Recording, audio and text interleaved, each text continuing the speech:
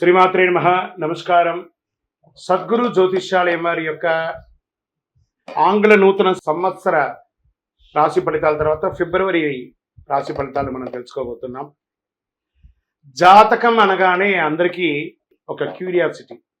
ఈ నెల నాకు ఎలా ఉంటుంది, వ్యాపారం ఎలా ఉంటుంది, ఉద్యోగం ఎలా ఉంటుంది, ఆరోగ్యం ఎలా ఉంటుంది, అసలు నా పరిస్థితి ఎలా ఉంటుంది, అసలు జాతకాన్ని నేను ఎంతవరకు నమ్మొచ్చు, జాతకంలో విశేషాలు ఏంటి అంటే ఇక్కడ వచ్చి గోచార గ్రహస్థితుల్ని దృష్టిలో పెట్టుకొని అన్ని వర్గాల వారిని లెక్క వేసి, ఇది వచ్చి ఒక ప్రామాణికం అనమాట. ఈ లెక్క వేసి ఏ గ్రహాలు ఎలా ఎలా ఉన్నాయి, వారి యొక్క ఫలితాలు ఎలా ఉంటాయనే దాన్ని లెక్క వేసి చెప్పడమే ఈ యొక్క రాశి ఫలితాలు. మీ యొక్క వ్యక్తిగత జాతకానికి ఇది ఒక 40% మాత్రమే వర్తిస్తుంది. మీ సంపూర్ణ జాతకం తెలుసుకోవాలి అని అనుకుంటే మీ పరిసర ప్రాంతాల్లో ఉన్నటువంటి జ్యోతిష్ శాస్త్ర నిపుణుల్ని మీ యొక్క date of birth, time of birth, place of birth ఇచ్చి తెలుసుకోండి. మళ్ళీ చెప్తున్నాను, జ్యోతిష్యం, జాతకం అనేది పడుతున్న వర్షానికి ఒక గొడుగు మాత్రమే, కానీ జ్యోతిష్యం జీవితం కాదు. మీరు మిమ్మల్ని నమ్మండి, జ్యోతిష్యం ఆ దారిలో మీకు సపోర్ట్ చేస్తుంది. ఎవరైనా అడగాలనుకుంటున్నారు లేదా మా ద్వారానే అడగాలనుకుంటున్నారా? 21 వయసు లోపు ఉన్న వాళ్ళు అడగకూడదు, చదువుకోవాలి విద్యార్థులు. 60 వయసు దాటిన తర్వాత మీరు అన్ని అనుభవించేశారండి, అన్ని తెలుసు మీకు. జీవితంలో అన్ని వర్గంలో ఉన్నటువంటి వసతులు, కష్టాలు, సుఖాలు అన్నీ పొందారు కాబట్టి మీరు దైవ ప్రార్థన చేసుకోండి, మీకు అన్ని మేలుగా జరుగుతుంది. ఎవరైనా జ్యోతిష్యం తెలుసుకోవాలనుకుంటే వ్యాపారం, ఉద్యోగం, వివాహం, సంతానం, ఆరోగ్యం గురించి ఏమైనా తెలుసుకోవాలనుకుంటే అడగండి. విజయవస్తు.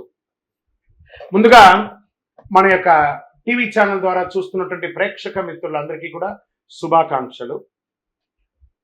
చాలా చక్కగా మమ్మల్ని ఆదరిస్తున్నారు చూస్తూ.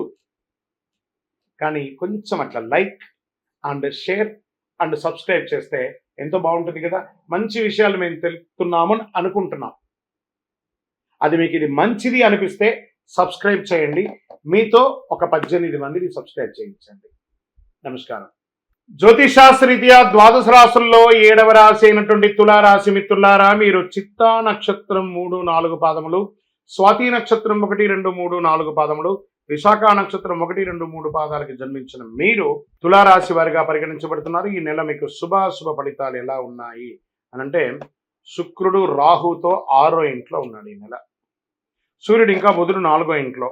5వ ఇంటికి అధిపతి అయినటువంటి శని, పాలక గ్రహమైనటువంటి శుక్రుడు రాహుతో 6వ ఇంట్లో.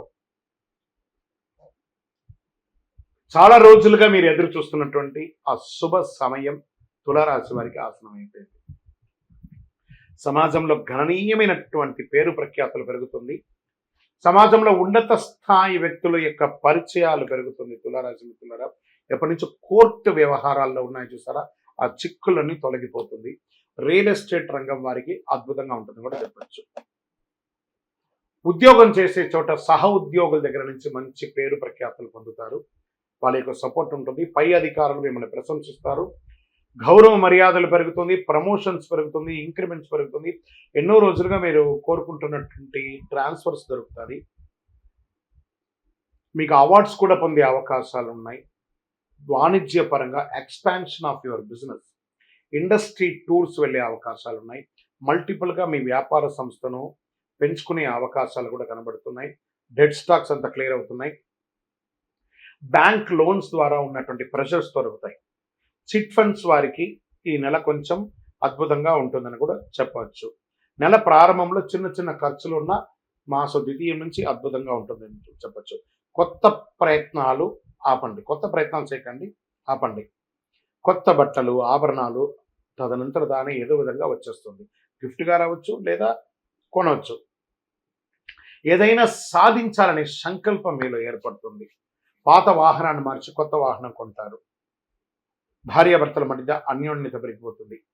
విడిపోయిన దంపతులు కలుస్తారు. కొందరికి పిల్లల భాగ్యం కలుగుతుంది. శుభకార్యాల్లో పాల్గొంటారు.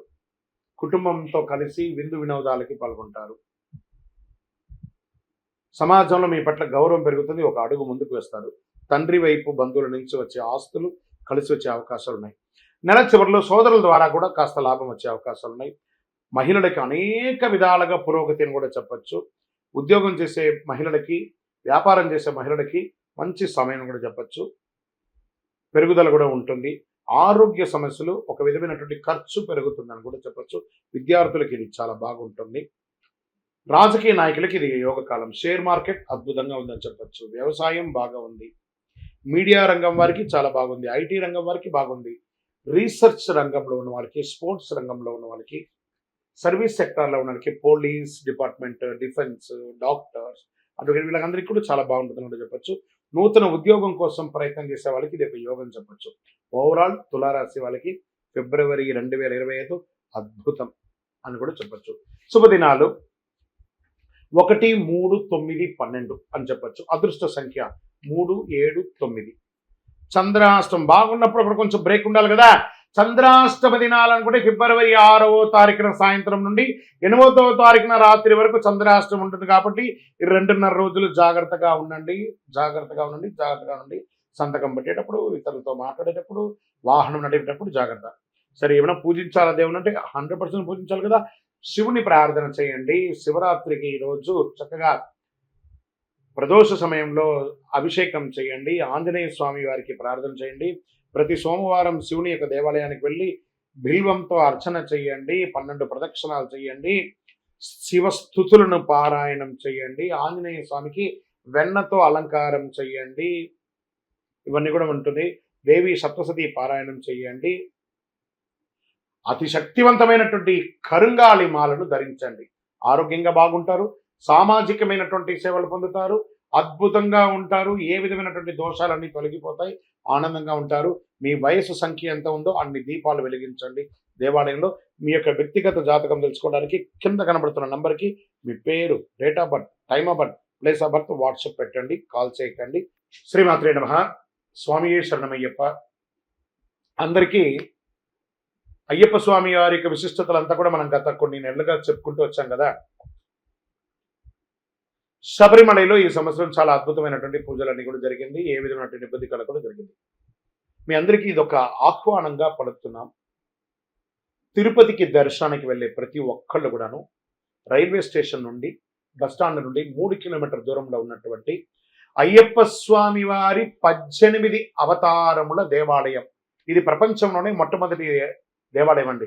అయ్యప్ప స్వామి బ్రహ్మచారిగా శబరిమలలో ఉన్న అయ్యప్ప ఒక అవతారమే. కానీ అంతకు ముందు ఉన్నటువంటి 17 అవతారాలను బ్రహ్మశ్రీ డాక్టర్ చంద్రమౌళి గురుస్వామి గారు రీసెర్చ్ చేసి 2016 నవంబర్ 9 నాడు ప్రతిష్ఠ చేసి సమాజానికి అంకితం ఇచ్చారు. మాల వేసుకున్న ప్రతి భక్తులు లేదా ప్రతి భక్తులు కూడా ప్రపంచంలో చూడవలసినటువంటి ఒక అద్భుతమైనటువంటి క్షేత్రం. 27 దేవాలయాలు ఒకటే ప్రాంగణంలో ఉంటుంది. 18 అవతారాలుగా రండి, దర్శనం చేసుకోండి. మరియు అతి త్వరలో అశ్విని పర్యంతం, రేవతి, అభిజిత్ నక్షత్రాలకు 28 నక్షత్రాలకు ప్రపంచంలో ఎక్కడ లేదు మన దేవాలయంలో ఆ నక్షత్ర దేవాలయాన్ని నిర్మించబోతున్నాం. ఏ నక్షత్రానికి ఆ నక్షత్రం ప్రదక్షిణం చేసుకోవచ్చు. అతి త్వరలో ఆ యొక్క ఫొటోస్తో సహా అవన్నీ కూడా మీకు పెట్టడం జరుగుతుంది. 28 దేవాలయాలుగా దాన్ని కట్టబోతున్నాం. ఆధ్యాత్మిక ప్రపంచంలో ఉన్నటువంటి భగవద్బంధువులందరూ దేవాలయాన్ని దర్శనం చేసుకోండి. ఉదయం 6 నుంచి 11 గంటల వరకు, సాయంత్రం 5 నుంచి 8 గంటల వరకు ఈ యొక్క దర్శనం ఉంటుంది. జీవకోన అనే ఒక ప్రాంతంలో జీవలింగేశ్వర స్వామి సన్నిధానంలో 365 రోజులు శివుని మీద నీళ్లు పడుతున్నటువంటి ప్రాంతం కాబట్టి దాన్ని జీవకోన అంటారు. అందులో ఈ యొక్క దేవాలయం ఉంటుంది. తప్పకుండా రండి, దర్శనం చేసుకోండి, స్వామివారి అనుగ్రహం పొందండి. జీవితంలో పుట్టినందుకు ఒక్కసారైనా శబరిమలకి వెళ్ళాలి అని అంటారు చూసారా. మనకు ఆ స్వామివారి అనుగ్రహం ఉంటేనే ఆ ప్రాంతంలో మనం అడుగు పెట్టగలం. శరణమయ్యప్ప. చంద్రమౌళి వెంకటేశ్వర గురుస్వామి.